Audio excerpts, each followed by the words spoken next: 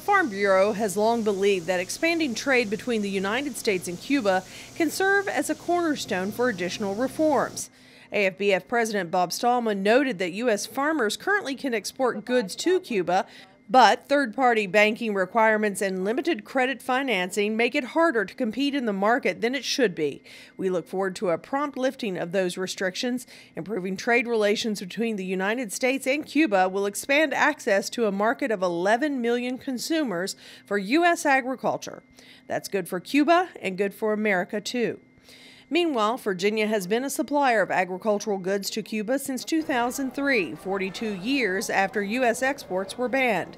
The Old Dominion is among the top 4 states already sending farm products to Cuba, along with Louisiana, Florida, and Georgia. Under the current circumstances, it's still very limited.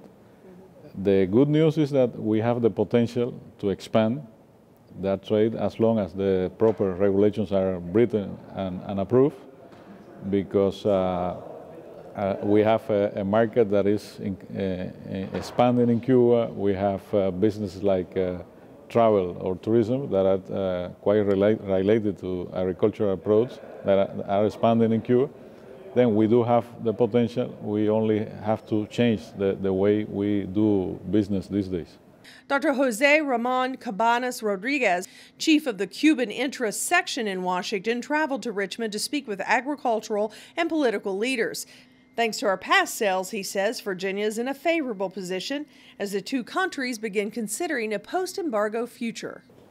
Well, if we are able to remove the obstacles we have today, I would say the limit will be the sky, because our market is expanding.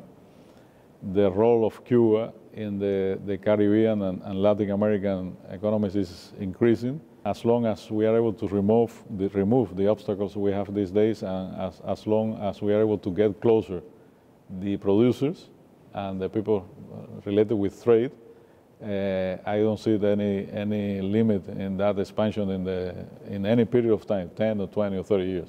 Shortly after the Obama administration announced more liberal relations with Cuba, the Farm Bureau joined more than 25 U.S. food and agriculture companies and organizations to announce the U.S. Agriculture Coalition for Cuba. The coalition seeks the end of the U.S. embargo on Cuba and the advancement of trade relations.